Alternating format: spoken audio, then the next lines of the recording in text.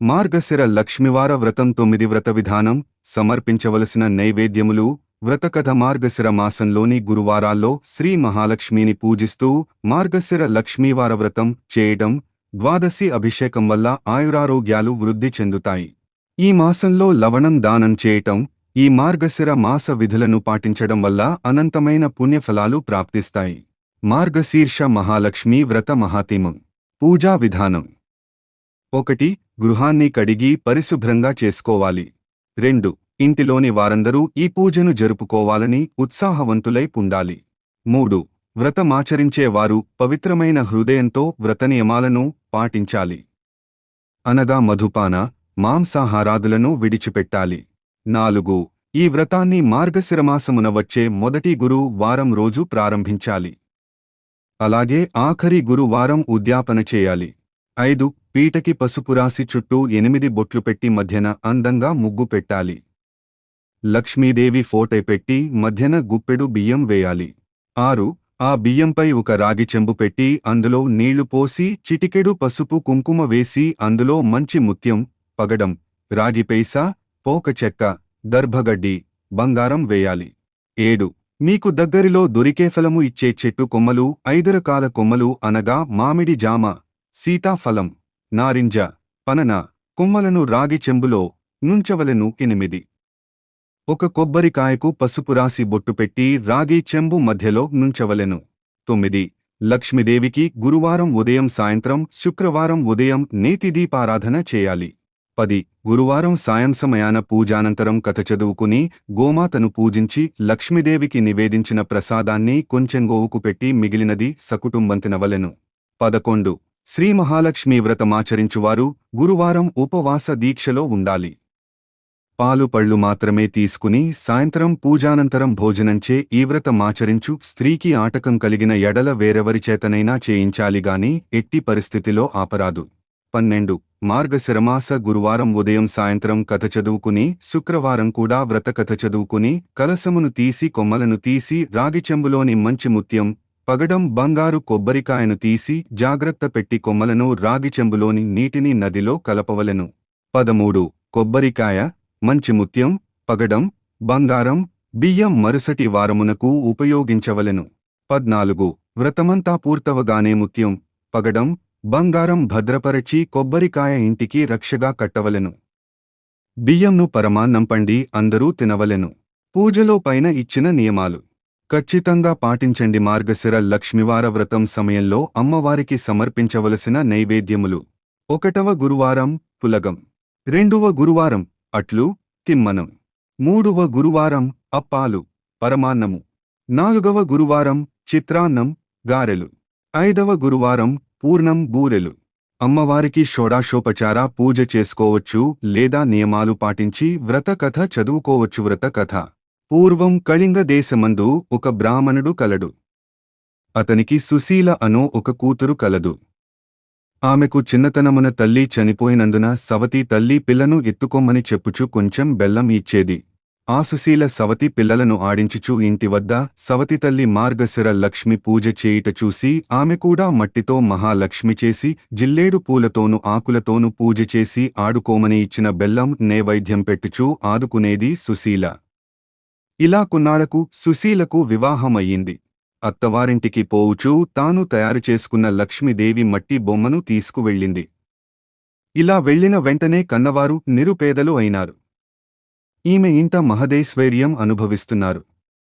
పుట్టింటివారు కటిక దరిద్రులు అయిన సంగతి తెలిసికొని సుశీల చాలా బాధపడుతుంది. తల్లి దరిద్రమును భరించలేక కొడుకును పిలిచి, నాయనా, నీ అక్క ఇంటికి వెళ్ళి ఏమైనా డబ్బు తీసుకురమ్మని చెప్పి పంపించెను. సుశీల ఇంటికి తమ్ముడు వెళ్ళి వారి దరిద్రం గురించి చెప్పాడు. దరిద్రమును తెలుసుకున్న ఒక కర్రను దోలిపించి దాని నిండా వరహాలు పోసి అతనికి ఇచ్చింది. ఆ చిన్నవాడు కర్రను పట్టుకుని వెళుతుండగా దారిలో కర్ర వదిలి వెళ్ళిపోయాడు. ఆ కర్ర ఎవరో తీసుకుని వెళ్ళిపోయారు. ఇంటికి వెళ్లిన కొడుకుని తల్లి ఏమి తెచ్చావు అని అడుగగా ఏమితే లేదు అని చెప్పెను. మన దరిద్రం ఇంతే అని అనుకున్నారు. కొంతకాలం తరువాత సుశీల తమ్ముని పరిస్థితిని అడిగి తెలుసుకున్నది. వారి దరిద్రంలో ఎటువంటి మార్పు రాలేదని తెలిసి ఒక చేపులు జత తెప్పించి వాటిలో వరహాలు పోసి కుట్టించి వాటికి గుడ్డ చుట్టిత మునికి ఇచ్చి అది తీసుకుని వెళ్లి తండ్రికి ఇమ్మని చెప్పెను. సరే అని తీసుకుని వెళ్లి మార్గమధ్యలో దాహం వేసి ఒక చేరువుగాటును చెప్పులు మూటపెట్టి నీరు తాగి వచ్చేసరికి ఎవరో వాటిని తీసుకునిపోయారు. జరిగిన విషయం తల్లికి చెప్పాడు. తల్లి జరిగిన దానికి బాధపడి మనదరిద్రం ఇలాగెందుకు ప్రాప్తించిందో అనుకునెను. మరలా కొన్నాళ్లకు కొడుకును పంపిస్తూ ఈసారి అయినా జాగ్రత్తగా తీసుకురమ్మని చెప్పెను. అక్కకు పరిస్థితి ఇదివరకు ఉన్నట్టే ఉందని చెప్పెను. అప్పుడు సుశీల ఒక గుమ్మడి పండు తెప్పించి తొలచి దాని నిండా వరహాలు నింపి ఆ పండు అమ్మకి ఇమ్మని చెప్పింది. సరే అని తీసుకువస్తుండగా సాయం సమయంలో ఒక చేరువు వద్దకు వచ్చి దానిని గట్టుమీద ఉంచి సాయంసంధ్య వందనం చేస్తూ ఉన్నాడు. ఇంతలో ఒక బాటసారి పండు బాగుందని పట్టుకుని వెళ్ళిపోయెను. ఆ కుర్రవాడు గట్టుమీదకు వచ్చి పండు వెతగాగా పండులేదు. ఏమి చేసేది లేక ఇంటికి వెళ్ళాడు. తల్లి ఏమి తెచ్చితివి అని అడుగగా జరిగినది చెప్పెను. తల్లి విచారించింది. కొన్నాళ్లకు తల్లి ఇంటి దగ్గర పిల్లలను ఉంచి కూతురు దగ్గరకు వెళ్ళెను.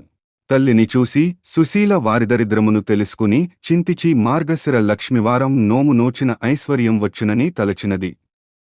అమ్మా, ఈరోజు మార్గశిర లక్ష్మివారం నోటిలో ఏమి వేసుకోకు, మనం వ్రతం చేసుకుందాం అని చెప్పెను. ఆమె కూడా అలాగే నేనేమైనా చిన్నదాననా, ఎందుకు తింటాను అని చెప్పి పిల్లలకు చల్దీ అన్నం పెట్టి నోటిలో ఒక ముద్ద వేసుకున్నది. కూతురు వచ్చి అమ్మా స్నానం చెయ్యి, మనం వ్రతం చేసుకుందాం అంది.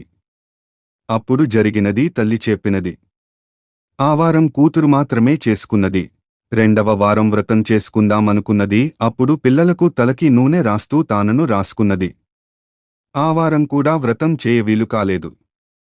మరుసటి వారం అమ్మా ఈసారైనా జాగ్రత్తగా ఉండమని చెప్పినది. పిల్లలకు తలదువ్వుతూ ఆమె తలడువుకుని వ్రతం చేయలేకపోయినది.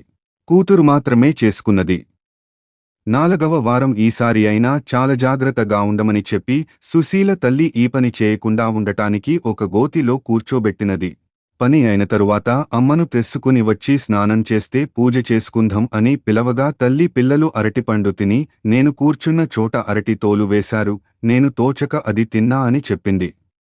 అయ్యో అని తలచి కూతురు పూజ చేసుకుని 5వ వారం మార్గశిర లక్ష్మివారం వ్రతం ఆఖరి వారం. అప్పుడు సుశీల తల్లిని తన కోగుకు కట్టుకుని పని పూర్తి చేసుకుని తల్లిచే స్నానం చేయించి వ్రతం చేయించింది.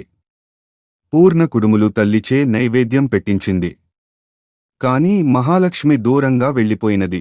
ఏమి అమ్మ అలా వెళ్ళిపోతున్నావు అని అడుగగా, నీ చిన్నతనంలో నీవు బొమ్మలతో ఆడుకుంటుంటే మీ అమ్మ చీపురుతో కొట్టింది అందుకే అని చెప్పింది. అప్పుడు తన తల్లి చేసిన దానికి క్షమించమని ప్రార్థించింది.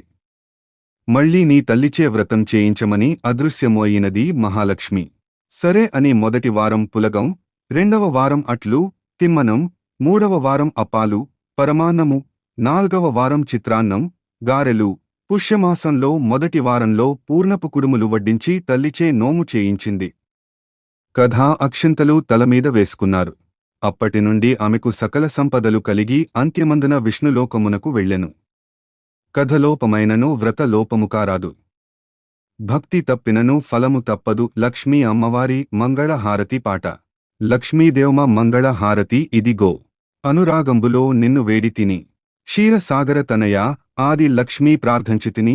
లక్ష్మి వనస బత్తాయ దానిమ్మ ఖర్జూర, తేనెలు రేటి తీపైన పండ్లు, కన్నతల్లి కమలాఫలాలు, ఉంచినా ఫమ్మ దయాసేయవమ్మ లక్ష్మి, మల్లె పుష్పాలు మందార పూలు, తెల్ల గన్నేరు చెంగల్ప పూలు, పళ్ళేరములో మధుపాయసాలు, తల్లి ఉన్నాయి దయసేయమ్మ లక్ష్మి, భక్తితో గొలిచేటి నీ భక్తవరులం, నిజముగా నిన్ను నమ్మేము నిరంతరం, శ్రీహరి ప్రియమమ్ము కాపాడుమమ్మ, సకల సౌఖ్యాలు చేకూర్చుమాత లక్ష్మి.